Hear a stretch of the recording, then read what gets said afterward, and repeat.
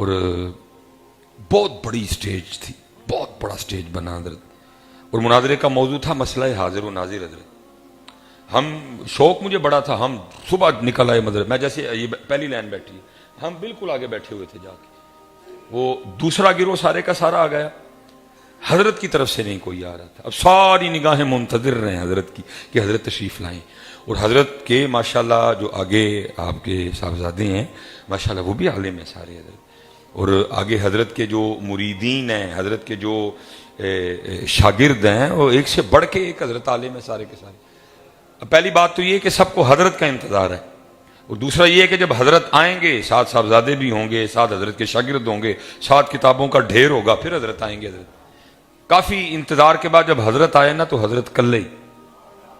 نہ کوئی کتاب، نہ کوئی صاحبزادہ، نہ کوئی شاگرد، کیونکہ میں پہلی لائن میں بیٹھا تھا، وہ جو دوسرا گروہ تھا نا وہ آنکھوں میں اشارہ کر کے نا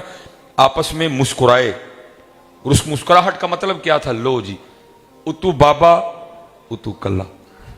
تسی ٹال ہے بابا پھڑ کے، لیکن ان کو پتہ نہیں تھا نا یہ عام بابا نہیں ہے، یہ ان کا بابا ہے حضرت ہے، اور ان کا بابا اگر ویل چیئر پہ بھی بیٹھا ہو تو وہ بھی لاکھوں پہ بھاری ہوتا ہے، ان کا بابا ویل چیئر پہ بھی بیٹھا ہو نا وہ بھی لاکھوں پہ بھاری ہوتا ہے حضرت۔ وہ مناظرے کی شرائط طے ہوئی، اب یہ تھی جی گفتگو کدھر سے شروع ہوگی، ادھر سے شروع ہوگی یا ادھر سے شروع ہوگی؟ شاہ صاحب نے کہا جی گفتگو میں شروع کروں گا، اسپیکر آپ کے سامنے رکھ دیا گیا، آپ نے فرمایا بھائی مناظرہ یہ ہے کہ دلیل یاد آ گئی مناظرہ جیت گئے، جہاں دلیل نہ یاد آئی مناظرہ ہار گئے۔ بھائی میں تو بوڑھا ہو گیا ہوں، مجھے ویسے بھی دلائل یاد نہیں رہتے، آؤ آج ذرا وکھرے انداز سے مناظرہ کرتے ہیں۔ وہ سب نے کہا جی وکھرا انداز کیا ہوا؟ فرمایا مناظرے کا موضوع ہے مسئلہ حاضر و ناظر، تو پھر اس طرح کرو یا نبی پاک علیہ السلام دکھا دو یا نبی پاک علیہ السلام دیکھ لو۔ میں بیٹھا ہوا تھا حضرت، اب حضرت جی دکھا تو وہ سکتے نہیں تھے، ان کا عقیدہ ہی کچھ اور تھا، اور اگر دیکھتے تو ساتھ حضرت اپنے مسلک کا جنازہ بھی اپنے سر پہ رکھ کے لے کے جانا پڑنا تھا۔ اس لیے کیا ہوا، ایک بھاگا، دوسرا بھاگا، تیسرا بھاگا، چوتھا بھاگا، سارے بھاگ۔ مجھے حضرت کے الفاظ آج بھی یاد ہے، کمال بات آپ نے اسپیکر پہ ارشاد فرمائی، فرمان لگے اوئے نس گئے ہو سارے دے سارے، اوئے وخا نہیں ہو سکتے، اور ویکھ ہی جاندے اینیاں دا بھلا ہو جانا سی ہے۔